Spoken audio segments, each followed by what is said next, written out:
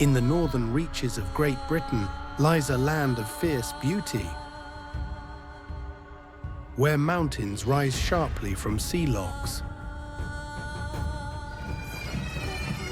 where ancient clans once roamed, and where the wind carries the whisper of centuries. Welcome to Scotland, a land of legend and of sorrow, and of triumph. Here, the convergence of geology, history, and myth blend into an atmosphere almost beyond description. Hearing the echoes of bagpipes across a mist-covered moor, this is not merely a place, it is an experience. Scotland occupies roughly the northern third of Great Britain. It is bounded to the south by England, to the west and north by the Atlantic Ocean, and to the east by the North Sea.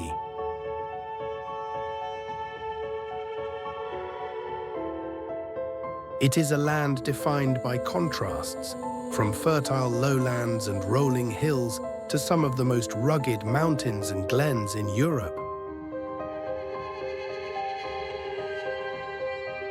The Highlands themselves lie northwest of an imaginary line drawn roughly from Dumbarton on the Firth of Clyde to Stonehaven on the east coast, and include not only the mainland mountain ranges, but also the many wild islands of the Hebrides.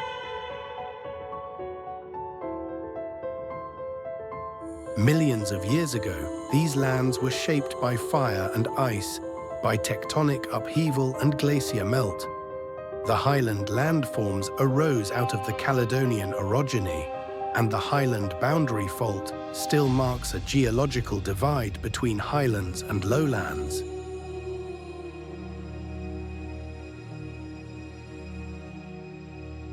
The geography is not simply scenic backdrop. It has shaped Scottish culture, history, and identity. And the land itself, its harshness, its beauty, became the stage on which Scotland's story would unfold.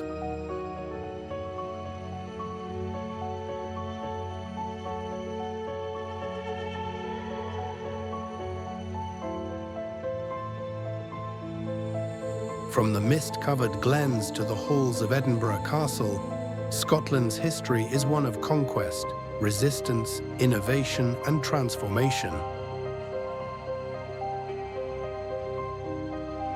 The first written reference to the region that became Scotland came in 320 BC. The Greek sailor Pytheas spoke of the northern tip of Britain as Orcas. By the Roman era, the tribes known as the Caledonians and Picts resisted the might of Rome. Fortifications such as Hadrian's Wall and the Antonine Wall marked but did not secure the land. Into this mix came the Scots from Ireland, the Britons, the Angles, and later the Vikings, each influencing language, culture, and power structures. In 843 AD, Kenneth I MacAlpine became king of the Scots and Picts, giving rise to the Kingdom of Scotland. Over many centuries, Scotland would struggle to maintain its independence, face internal clan conflicts, religious upheaval, and economic strife, culminating in the union of the Parliaments in 1707, when Scotland and England formed the Kingdom of Great Britain. Beyond the mountain glens, Scotland also forged its place in the modern world. The Scottish Enlightenment, engineers and scientists like James Watt and Alexander Graham Bell emerged, making the small nation punch far above its weight.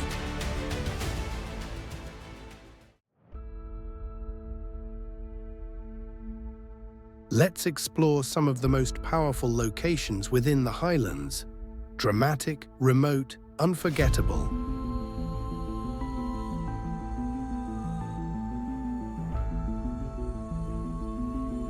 Nestled in the heart of the Highlands, Glencoe holds a powerful kind of beauty. Wide glens flanked by brooding peaks, water rushing through narrow ravines, sky meeting mountain in sharpened lines.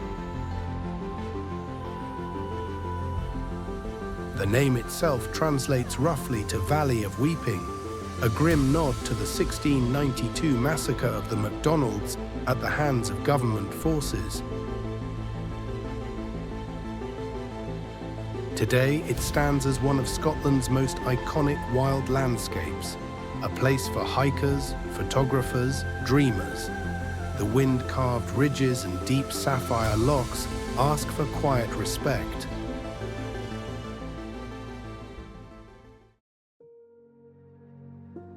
At 1,343 meters, 4,406 feet, Ben Nevis is the highest mountain in Scotland and the United Kingdom.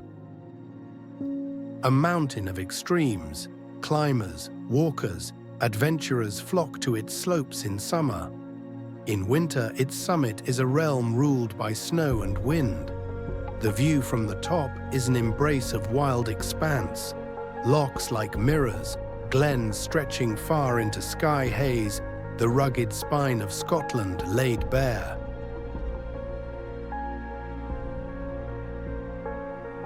Out in the Inner Hebrides lies the Isle of Skye, called Ailiana Cheo, Island of Mist in Gaelic, and few places capture the romantic spirit of Scotland more than this.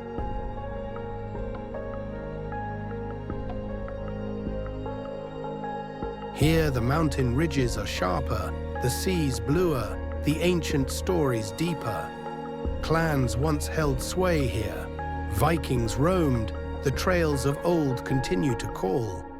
Gaelic remains alive in some corners. No account of the Highlands is complete without Loch Ness, deep, dark, mysterious, and the ruins of Urquhart Castle standing guard on its banks. The loch has captured imaginations for generations, in part because of the legend of the elusive Ness monster.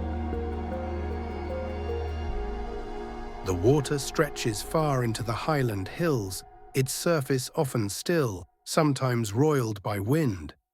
The castle ruins evoke stories of clan warfare, raids and sovereignty. Heading into the heart of the Highlands, the Cairngorms form one of Europe's last great wildernesses. The plateau-like terrain, the bracing climate, the vast stretches of moor and mountain make this a realm for true immersion in wild Scotland.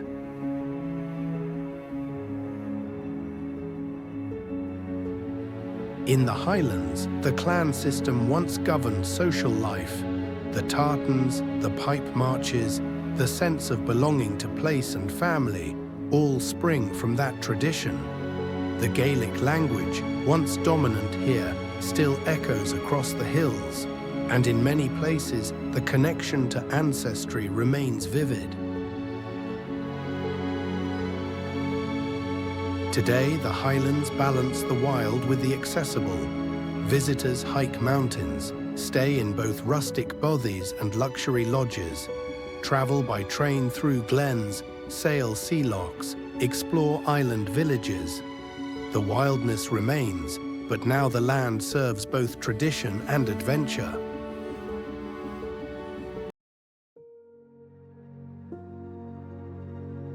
There is something primal about the Highlands. Perhaps it is the scale, mountains that dwarf the walker. Perhaps it is the history, echoes of clans, battles, transformations. Perhaps it is the silence, the wind through heather, the splash of loch water, the creak of ancient stone. This land offers more than a photo op. It offers reflection, a chance to step outside the everyday, to breathe deeply, to feel alive.